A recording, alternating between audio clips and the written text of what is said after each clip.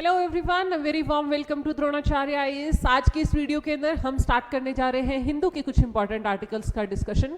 तो चलिए स्टार्ट करते हैं वीडियो को। देखिए, आज की जो हमारी पहली न्यूज आई है that is from here, stormy winter session comes to an end. देखिए, विंटर सेशन चल रहा था पार्लियामेंट का, और जब से ये चल रहा है हमने अलग अलग एस्पेक्ट्स पर डिस्कशन किया है कि ऑन एन एवरेज भारत के अंदर जो है आपके 3 सेशंस रहते हैं पार्लियामेंट के। ये चीज़ हम पहले ही डिस्कस कर चुके हैं।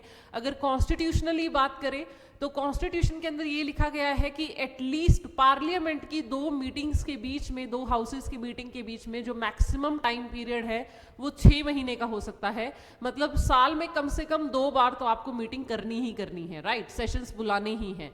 नाउ इंडिया के अंदर कन्वेंशनली 3 चलते हैं, जो हम पहले भी डिस्कस कर चुके हैं। आपका बजट सेशन होता है जो आपका फेब के महीने से स्टार्ट होता है। Then you have monsoon session and the winter session, और आपका जो विंटर सेशन है वो सबसे छोटा रहता है। ठीक है जी। तो इस बार का जो विंटर सेशन है वो अर्जर्न हो चुका है सिग्ने डाई। जो हमने कल की वीडियो में 4 टर्म्स डिस्कस की थी, that is your summon, adjournment, adjourn sine die and your prorogue। ठीक है, तो adjournment sine die मतलब अनएक्सपेक्टेड टाइम पीरियड के लिए, यानी कि जहां टाइम पीरियड स्टिपुलेट हुआ ही नहीं है उसके लिए उसको adjourn कर दिया गया है, एंड ऑफिशियली अब इसको प्रेसिडेंट जो है प्रोरोग भी कर देंगे कुछ दिनों के बाद। ठीक है, तो इस बार का लेखा जोखा ये पूरा ये आर्टिकल बता रहा है कि आपके इस विंटर सेशन में क्या कुछ हुआ है। जो हमने कहा भी था कि एट द लास्ट हमें देखना है कि इस सेशन के एंड में क्या चीज है जो हमारे लिए प्रोडक्टिव निकल के आने वाली है। तो सबसे बड़ी बात जो यहाँ से निकल के आ रही है वो है ये कि पिछले 6 सेशंस के मुकाबले लोकसभा के ये वाला सेशन सबसे कम प्रोडक्टिव रहा, राइट? अगर इस बार के आप लोक और राज्यसभा की प्रोडक्टिविटी देखेंगे तो it is written over here कि लोकसभा की जो प्रोडक्टिविटी है that is nearly 54.5% and Rajya Sabha की इज नियर टू 40%। ये चीज यहाँ पर दी गई है, देखिए यहाँ पर ये मेंशन्ड है। ठीक है, फिर कुछ इश्यूज इन्होंने बता रखे हैं। ये देखिए यहाँ से रिलेटेड आप ये वाला जो पैराग्राफ है इसको ध्यान से देख लीजिएगा एक बार। यहाँ पर इन्होंने बताया हुआ है कि आपके इस बार के सेशन के अंदर यू हैव द थिंग्स जो आपके लिए इंपॉर्टेंट है वो ये है कि आपके सेशन में एक तो नो कॉन्फिडेंस मोशन पास हुआ था जगदीप धनखड़ जी के खिलाफ, जो आपके वाइस प्रेसिडेंट है। उसके बाद आपके पास जो है एक इलाहाबाद के हाईकोर्ट जज के रिमूवल का नोटिस आया है, राइट?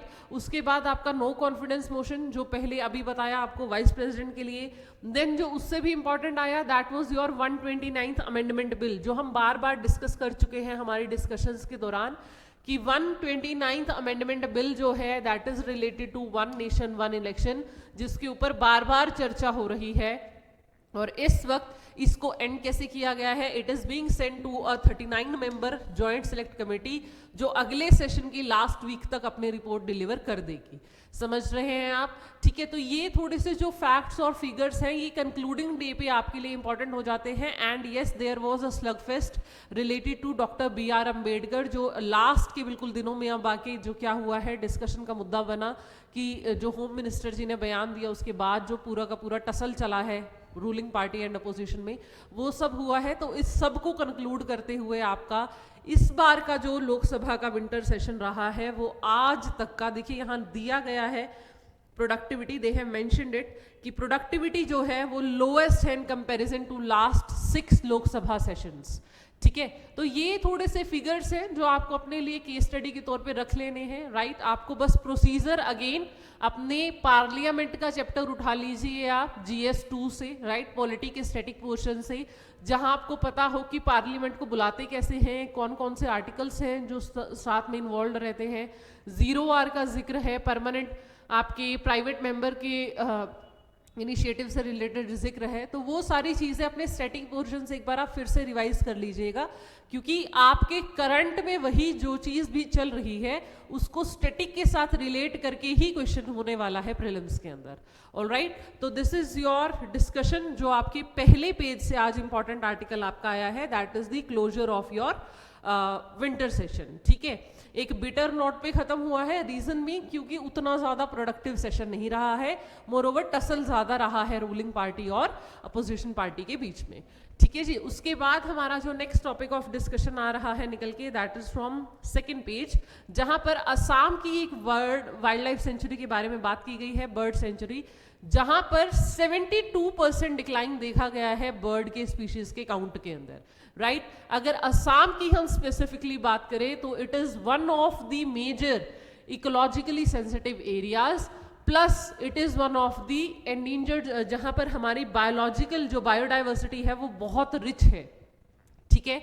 मेंशन भी है कि आपके लगभग 950 बर्ड स्पीशीज आपको यहाँ देखने को मिलते हैं, जिनमें से 17 तो एंडेंजर्ड है।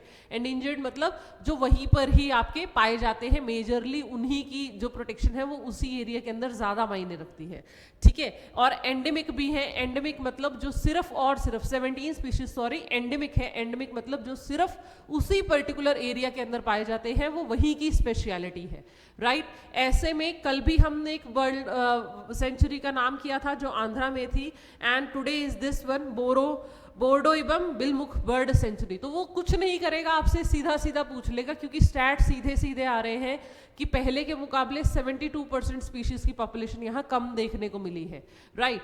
तो ये चीज आपके लिए इंपॉर्टेंट हो जाती है, आप इसको सीधा जीएस पेपर 3 एनवायरनमेंट के साथ रिलेट करके पढ़ेंगे, एंड इसके अंदर जितनी भी चीजें दी हैं, डिस्ट्रिक्ट वगैरह आपको याद करने की जरूरत नहीं है, लेकिन यस ये जो चीज है, ये डाटा कि 167 स्पीशीज रिकॉर्ड की गई थी 1997 में, लेकिन उसके बाद 47 स्पीशीज अंडर 16 ऑर्डर्स और 18 मंथ के अंदर यहाँ पर कम दिखाई दे रही है, ठीक है। फैक्टर्स अलग अलग माने जा रहे हैं, जो यहाँ पर देखी भी गई है कि सर्वे के हिसाब से बहुत सारे डिक्रीज हो रही है। ये कुछ आपको स्पीशीज के नाम दिए हैं, एंड यहाँ पर ये भी बताया गया है कि इनकी डिक्लाइन की वजह से पूरा का पूरा इकोसिस्टम जो है वो डिक्रीज हो जाएगा। रीजन बीइंग क्योंकि माइग्रेटरी बर्ड की पॉपुलेशन डिक्लाइन होती है तो न्यूट्रिएंट साइकिल अपने आप में स्लो हो जाती है, जिसकी वजह से पूरा इकोसिस्टम क्या है, डिस्टर्ब हो जाता है। समझ पा रहे हैं? तो जीएस पेपर 3 से इसको आप रिलेट करेंगे। वाइल्ड लाइफ बर्ड सेंचुरी का नाम इंपॉर्टेंट है, असम से रिलेटेड डाटा इंपॉर्टेंट है, और एक दो अगर आप स्पीशीज को देखना चाहते हैं तो वो भी आप लिख सकते हैं, एल्स और अदरवाइज उतना डीप डाउन जाने की जरूरत नहीं भी है, ठीक है जी। चलिए नेक्स्ट हमें करना है, नेक्स्ट जो हमारा आर्टिकल आ रहा है निकल के इंपॉर्टेंट आज के न्यूज़पेपर से, that is from hair. Prime minister Modi जो है कुवैत विजिट पे गए हैं। तो देखिए कुवैत जो है आपका जीसीसी का मेंबर है, गल्फ कोऑपरेशन काउंसिल, वो चीज आपके लिए इंपॉर्टेंट है। और अभी आपने देखा भी होगा पिछले ही इसी साल अलमगफ के अंदर जो है हमारे नियरली 45 लेबर्स, इंडियन लेबर्स की डेथ हो गई थी, जिसकी वजह से बहुत सारी चीजें आगे सामने आई थी। तो यहाँ पर भी ये चीज़ एक्सपेक्ट की जा रही है कि प्राइम मिनिस्टर मोदी जो है वहाँ पर लेबर कैंप्स में विजिट करने वाले हैं जहाँ पर इंडियन स्पेसिफिकली रह रहे हैं, ताकि अपने इंडियन डायस्पोरा से वो बात कर सके और बातचीत कर सके, राइट। अगेन यहाँ पर न्यू दिल्ली और जीसीसी कंट्रीज के बीच में देखिए ट्रेड का जो सिंबल है, जो नंबर है, वो आपके लिए इंपॉर्टेंट है कि किस नंबर पे हमारा ट्रेड चल रहा है। That is nearly 184.46 billion US dollar, ठीक है। इतने का ट्रेड ऑलरेडी हमारा जीसीसी कंट्रीज के साथ चल रहा है। अब इससे पहले कि आप इसको आगे लेके जाएं, सबसे पहले अपना एटलस उठाइए और इसकी लोकेशन मार्क कीजिए। जीसीसी कंट्रीज के बारे में यहीं पर इसी आर्टिकल में आपको बहुत क्लियरली बताया हुआ है कि इन्फ्लुएंशियल ग्रुपिंग है, कौन कौन सी कंट्रीज इन्वॉल्व है वो आपको देख लेनी है। सबसे पहले है UAE, then Bahrain, Saudi Arabia, Oman, Qatar and Kuwait. ये कंट्रीज हैं आपकी जो जीसीसी का मेंबर है, और इन्हीं के साथ फ्री ट्रेड पैक्ट बनाने की कोशिश कर रहा है भारत। अगर आप इसको एशिया के मैप में देखेंगे तो वेस्ट एशिया में जहां हॉर्स शू हम पढ़ते हैं, राइट, जहां पर हमें पर्शियन गल्फ और गल्फ ऑफ ओमान वगैरह दिखता है, ठीक है, वो चीज वहां पर आपका जहां से पूरा का पूरा ऑयल वगैरह एक्सपोर्ट होता है, इंपोर्ट होता है, वो जगह है आपकी जीसीसी कंट्रीज, जहां पर आपका सऊदी अरेबिया भी आ जाएगा, यहाँ पर आपका कुवैत, कतर, यूएई, बहरीन, ये सारी कंट्रीज यहीं पर हैं। फॉर दैट मैटर ओमान भी यहीं पर है, ठीक है जी। तो ये आपको जीसीसी मेंबर्स याद कर लेने हैं। कुवैत इस वक्त उसकी प्रेसिडेंसी कर रहा है, वो याद कर लेना है। इंडिया की तरफ से जा रहा है, ट्रेड कितने का चल रहा है वो इंपॉर्टेंट है। जीएस पेपर 2 आईआर के अंदर आपका ये सीधा सीधा रिलेट होगा।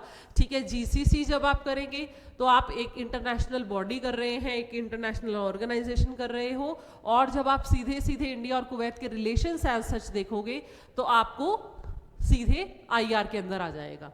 ठीक है, उसके बाद सी यहाँ पर idea of prime minister is to visit the labour camp to express the amount of, कि कितना वो कितनी इंपॉर्टेंट है उनकी जिंदगी हमारे लिए, बिकॉज इंडियन डायस्पोरा से आने वाला जो पैसा है वो वैसे भी भारत का सबसे ज़्यादा है। ठीक है, तो गल्फ कंट्रीज़ के अंदर हमारा बहुत सारे लेबर वर्क करते हैं, उन सबको एक सॉर्ट ऑफ एश्योरेंस दे गई ये विजिट जो प्राइम मिनिस्टर मोदी की प्लान की गई है। राइट, तो ये आर्टिकल उस चीज़ से रिलेटेड है आपका पूरा का पूरा।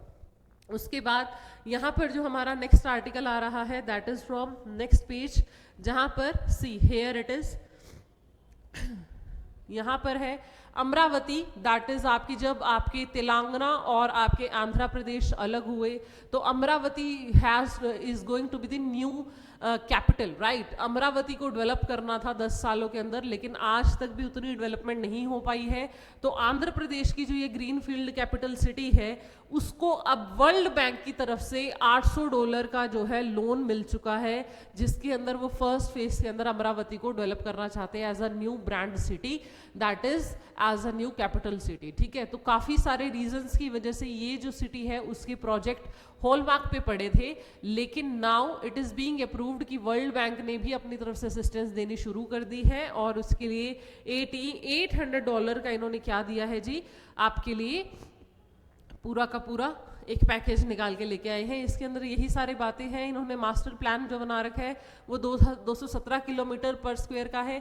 देखिए ये चीज़ आप ऐसे भी रिलेट कर सकते हो जीएस पेपर 2 के साथ ही, जहां डेवलपमेंट देखते हैं, स्टेट सेंटर रिलेशंस देखते हो, तो आपको पता होना चाहिए कि जो स्टेट्स हैं वो बाहर से एड ले सकती हैं सेंटर की मदद लेके।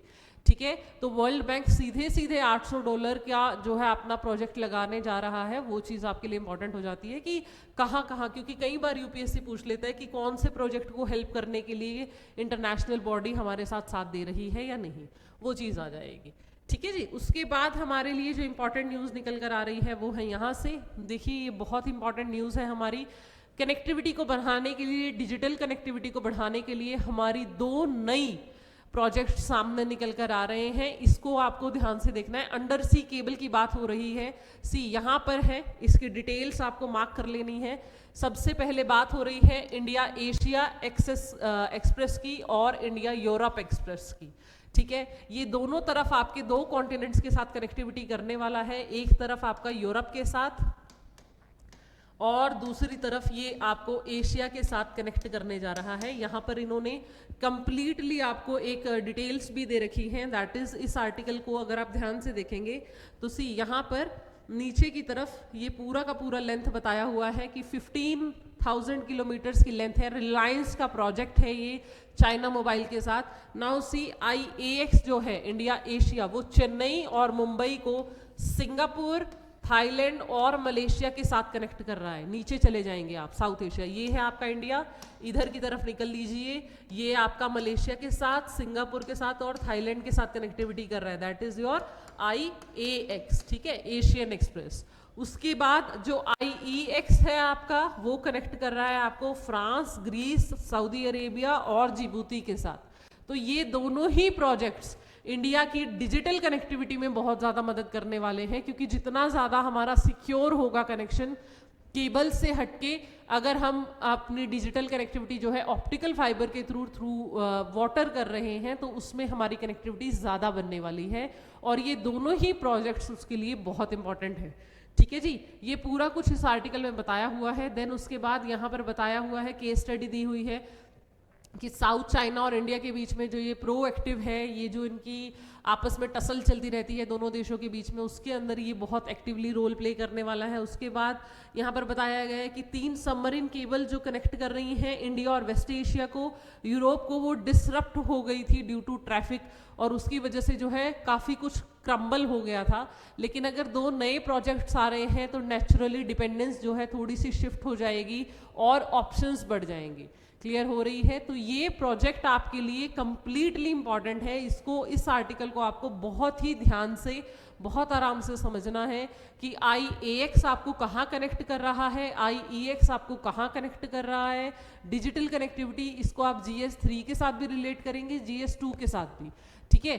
तो ये आर्टिकल आपके दोनों ही पर्पस से सॉल्व करने वाला है। इसको आप बिल्कुल भी बहुत आराम से बैठ के समझिएगा पूरे के पूरे आर्टिकल को, और इसको आपने क्लियरली अपने नोट्स में लिख लेना है कि हमारे कौन से प्रोजेक्ट्स हैं जो हम डिजिटल कनेक्टिविटी के लिए यूज़ कर रहे हैं, ठीक है। उसके बाद अगर मैं आपके साथ बात करूं तो देखिए यहीं पर एक छोटी सी न्यूज़ आई हुई है, that is related to Dharavi.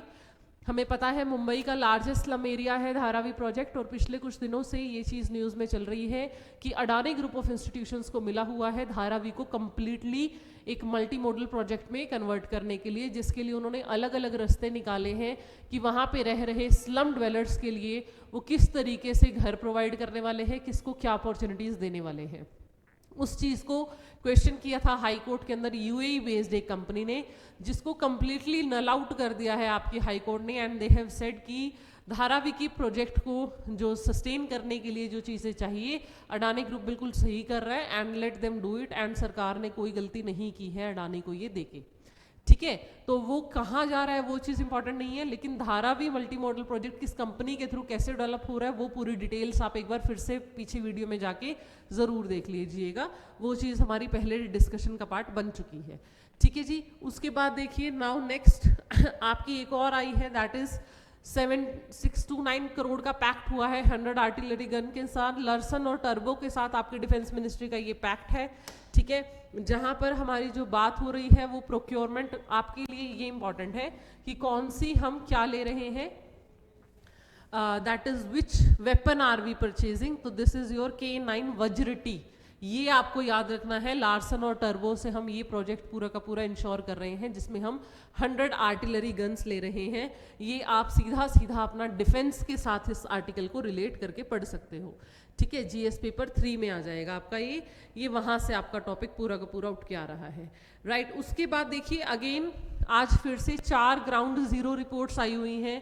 एक आपकी ओडिशा से रिलेटेड है, जहाँ पर ये बताया गया है कि रामायण से रिलेटेड जो ये यात्रा है, यहाँ पर जो स्टोरी टेलिंग, फोक टेलिंग जो इनका फेस्टिवल होता है, उसके अंदर काफ़ी चीज़ें बहुत ज़्यादा एम्बिगुअस हो गई हैं। उसके बाद जो सेकेंड थ्योरी है that is related to Maharashtra, जहाँ पर आपके डॉक्टर अम्बेडकर के स्टैचू के साथ फिर से उनका वेंडलिज्म हुआ है, वहाँ पर टूटा है और उसकी वजह से चीज़ें बहुत ज़्यादा गड़बड़ा गई, ठीक है। उसके बाद जो तीसरी थ्योरी है that is related to your this, जो आपने देखा ही होगा पुष्पा 2 मूवी आने के बाद जो लोगों के बीच में इतना ज़्यादा हड़कंप हो गया कि वो लोग, बच्चा, उनकी मदर की डेथ हो गई एंड ऑल दैट स्टफ, वो चीज़ आई है, ठीक है। उसमें स्टारडम से रिलेटेड आर्टिकल आया है, और ये चौथा आर्टिकल आया है केरला का which is related to road accidents.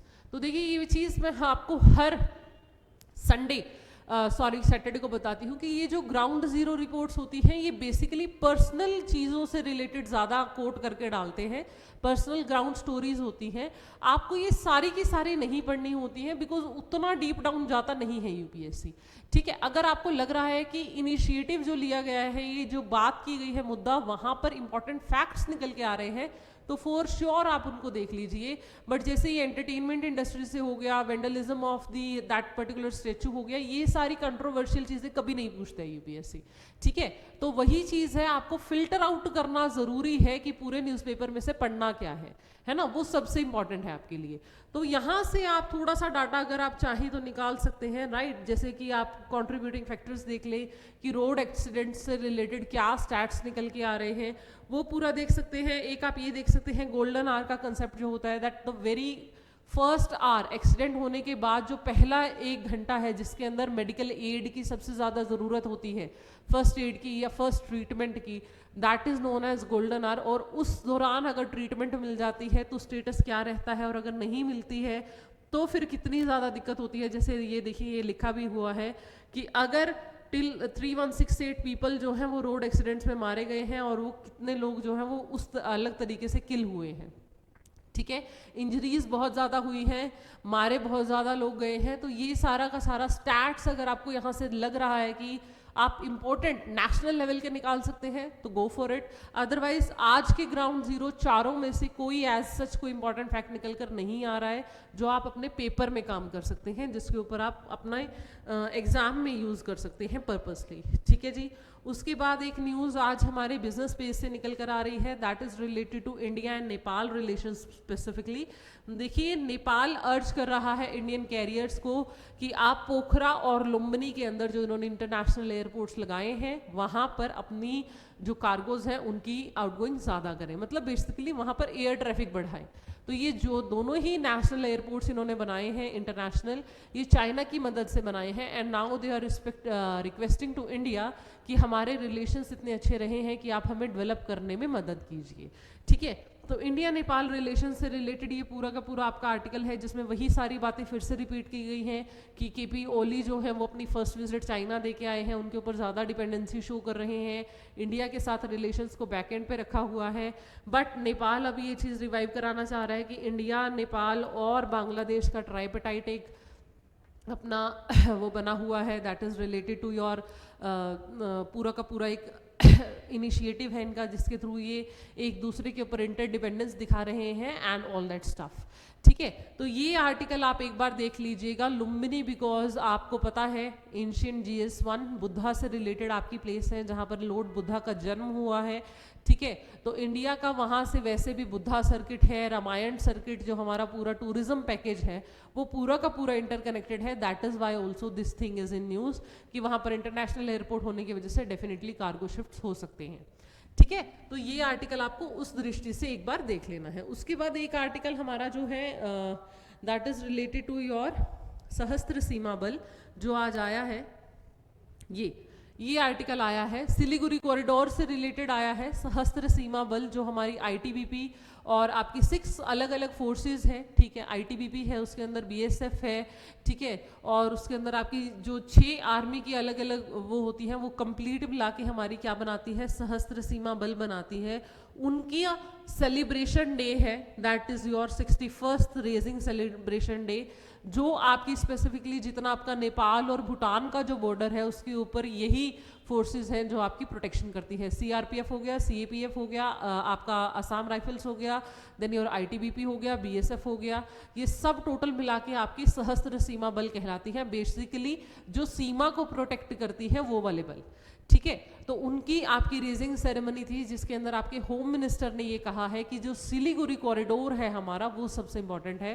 तो आपको एक बार अपने एटलस से सिलीगुड़ी कॉरिडोर जरूर देख लेना है। देखिए, you should know that it is Sikkim here. ठीक है, सिक्किम के साथ आपका एक तरफ जो है अरुणाचल लगता है, एक तरफ भूटान वाला एरिया ये लगता है। ठीक है, सॉरी एक मिनट रुकिए, आपका जो नीचे से बांग्लादेश, इधर से भूटान आ जाता है, इधर से बांग्लादेश, वेस्ट बंगाल का एरिया। ठीक है, ये रहा आपका बांग्लादेश और इधर आपका अरुणाचल शुरू हो जाता है, ये आपका सिक्किम। ये पूरा जो एरिया है, ये जो ट्राइपेटाइट आता है नेपाल, भूटान और बांग्लादेश का, ठीक है, ये सिक्किम के बीच में ये जो एरिया है ये इंपॉर्टेंट है जहां पे आपका सिलीगुड़ी कॉरिडोर बनता है, जिसे चिकन नेक भी बोलते हैं। बेसिकली बांग्लादेश के जो ऊपर जो छोटा सा रीजन है सिक्किम के नीचे वाला, ठीक है, जहां से आपकी तीनों देशों में कनेक्टिविटी बनती है और इंडिया का सिर्फ एक ही रास्ता है नॉर्थ ईस्ट तक जाने का, that is your Siliguri corridor. तो वो चीज़ आपको इंपॉर्टेंटली याद रखनी है, जिसमें सिक्किम की लोकेशन भी इंपॉर्टेंट है, भूटान के साथ रिलेशन इंपॉर्टेंट है, नेपाल के साथ फॉर दैट मैटर इंपॉर्टेंट है, और आपकी नॉर्थ ईस्ट कनेक्टिविटी के लिए जिसके लिए आप इतना सब कुछ कर रहे हैं कि आपका नॉर्थ ईस्ट जो है वो डेवलप होता रहे, तो उसके लिए हमारी वो जो चिकन नेक है वो बहुत इंपॉर्टेंट है। बिकॉज एरिया बहुत कम है, 60 किलोमीटर का ये सारा है, 22 किलोमीटर की इसकी विड्थ है। तो दैट इज़ हाउ यहाँ से जो कनेक्टिविटी है, यहाँ से जो प्रोटेक्शन है फॉर दैट मैटर, वो इंपॉर्टेंट है। ठीक है, उसी चीज़ को आपके एम्फेसाइज किया है आपके होम मिनिस्टर ने, दैट इज़ रिलेटेड टू सहस्त्र सीमा बल। देखिए ये लिखा भी हुआ है कि आपके यूनियन मिनिस्टर ने कहा है that your Siliguri corridor crucial link है नॉर्थ ईस्ट इंडिया के अंदर, और सहस्त्र सीमा बल का वहाँ प्रेजेंट होना एश्योर करता है पूरी कंट्री को कि ये एरिया सेफ है। ठीक है, तो he is coating both the things. तो इसको आप अपने जीएस पेपर 1 ज्योग्राफी में भी रिलेट कर सकते हैं लोकेशन को, आप इसको जीएस पेपर 3 के साथ इंटरनल सिक्योरिटी के साथ भी रिलेट कर सकते हैं, ठीक है। तो ये आर्टिकल आज के न्यूज़पेपर से आपके लिए इंपॉर्टेंट है, दैट सहस्त्र सीमा बल की फोर्सेस कौन कौन सी हैं, देन योर सिलीगुड़ी कॉरिडोर की लोकेशन क्या है, वो सब कुछ आज आपके लिए इंपॉर्टेंट हो जाता है।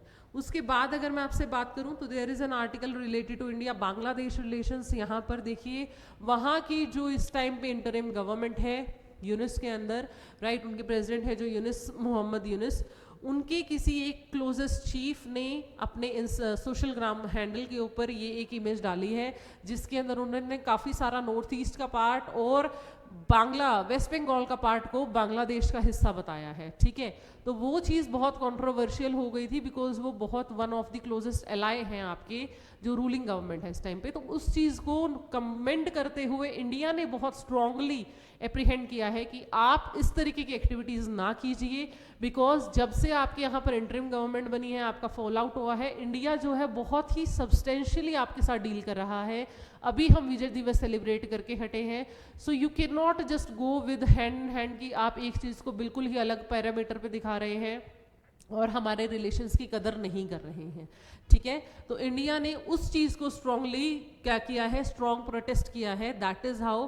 किस चीज़ से रिलेटेड है वो, बिकॉज इन्होंने जो इमेज दिखाई है, स्टूडेंट एडवाइज़र ने देखी, महफूज आलम, उन्होंने एक मैप दिखाया जिसके अंदर उन्होंने इंडियन टेरिटरी को बांग्लादेश की टेरिटरी बताया है और इसके अंदर उन्होंने लिखा भी है that it is united Bengal because, और इसमें इन्होंने ये भी लिखा कि 1971 के अंदर हम सिर्फ आज़ाद हुए, हमें प्रॉपर जो हमारी सेलिब्रेशन है या वो देखिए यहाँ पर वर्ड भी है liberation, it achieved victory but not conclusive, liberation is still pending, ठीक है। तो लिबरेशन अभी भी रहती है, तो वो चीज़ सीधा सीधा इंडिया की तरफ उनकी हार्मफुल इंटेंशंस को शो कर रहा है, जिसको अप्रीहेंड करते हुए इंडियन गवर्नमेंट ने रिप्लाई बैक किया है कि आप इस तरीके की एक्टिविटीज़ को रोक लीजिए, जिसके फलस्वरूप इस जो उनका फेसबुक प्रोफाइल है, जो उनका सोशल मीडिया हैंडल है, उससे उसको हटा लिया गया, ठीक है। तो ये जो इस तरीके के इवेंट्स होते हैं ये आपके आईआर के अंदर काफ़ी इंपॉर्टेंट हो जाते हैं, बिकॉज इंडिया बांग्लादेश रिलेशन काफ़ी टाइम से जो है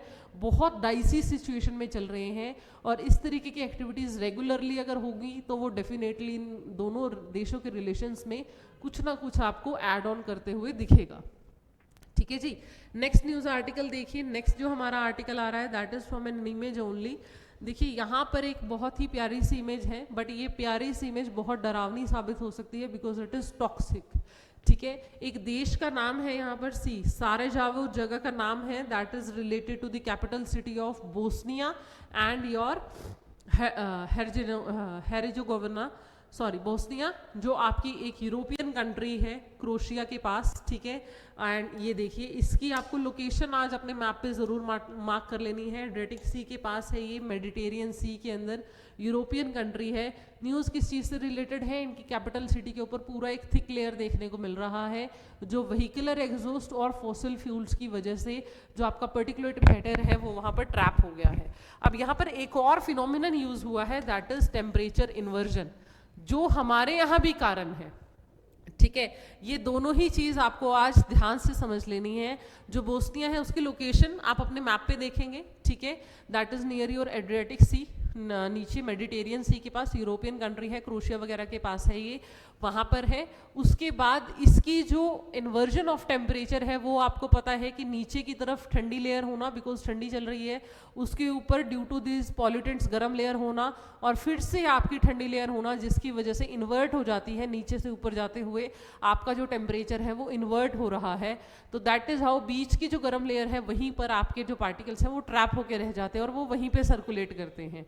यही कारण है दिल्ली एयर पॉल्यूशन का भी कि वो सारे के सारे पर्टिकुलेट मैटर ऊपर ही एक लेयर के अंदर हमारे यहाँ घूमते रहते हैं। वही आपकी इमेज यहाँ दिखाई गई है, ठीक है। तो ये जो इमेजेस होती हैं, जो लोकेशंस होती है, I am telling you time and again कि ये इंपॉर्टेंट होती हैं। इसको यूपीएससी किसी भी तरीके से सीधे प्रीलिम्स में पूछ लेगा, तो इस जगह को आपको याद रखना है, दैट इज साराजेवो, जो आपकी बोस्निया की कैपिटल है, क्लियर हो गया जी, ठीक है। क्यू न्यूज़ में थी due to pollution stuff, right. ये चीज़ इस तरीके से अपने लोकेशन वाइज आप एक बार मैप में ज़रूर देख लीजिएगा। सिलीगुड़ी कॉरिडोर आप अपने मैप में मार्क कीजिएगा ज़रूर जाके। जीसीसी गल्फ काउंसिल जो कोऑपरेशन कंट्रीज़ हैं आपकी, वो आपको देख लेनी है एक बार। आसपास की बाबल मंदेब स्ट्रेट हो गई, रेड सी हो गई, यहाँ पर आपका गल्फ ऑफ ओमान हो गया, वो सारी पर्शियन गल्फ हो गई, ठीक है। वो सारी की सारी स्ट्रेट्स हो गई, स्ट्रेट ऑफ हॉर्मुज़ वगैरह, स्ट्रेट ऑफ मलक्का हो गया। ये जो चोक पॉइंट्स हैं आपके, ये आपके लिए इंपॉर्टेंट हो जाते हैं। ये आपको टाइम एंड अगेन रिवाइज करते रहने चाहिए, बिकॉज अगर इंडिया के प्राइम मिनिस्टर कुवैत जा रहे हैं तो वो पूरा रीजन अब न्यूज़ में आ चुका है, समझिए आप इस बात को। और वहाँ से आपको जोग्राफिकली भी चीज़ें अपने लिए इंपॉर्टेंट करनी होंगी, स्ट्रॉन्ग करनी होंगी, समझ रहे हैं। तो at least I am telling you again and again कि न्यूज़ में आ रही सिटीज़ की लोकेशन आपके लिए इंपॉर्टेंट है। जैसे कल भी हमने कोमोरोज आइलैंड किया था, जो आपका मेडागास्कर के पास है, लेकिन टेरिटरी वो फ्रांस की थी, समझ रहे हैं। तो इस तरीके की जो चीज़ें हैं जो बहुत ही अनसिमेट्रिकल मैनर में एक दूसरे के साथ जुड़ी हुई है, उनसे रिलेटेड यूपीएससी क्वेश्चन ज़्यादा पूछता है। All right, so that's all from today's discussion. I hope you are liking the videos. अपने एटलीस्ट को अपनी स्ट्रेंथ बनाइए, ना कि अपनी वीकनेस। और इस तरीके की इंफॉर्मेटिव वीडियोज़ देखने के लिए stay tuned to Dronacharya IAS। Thank you very much.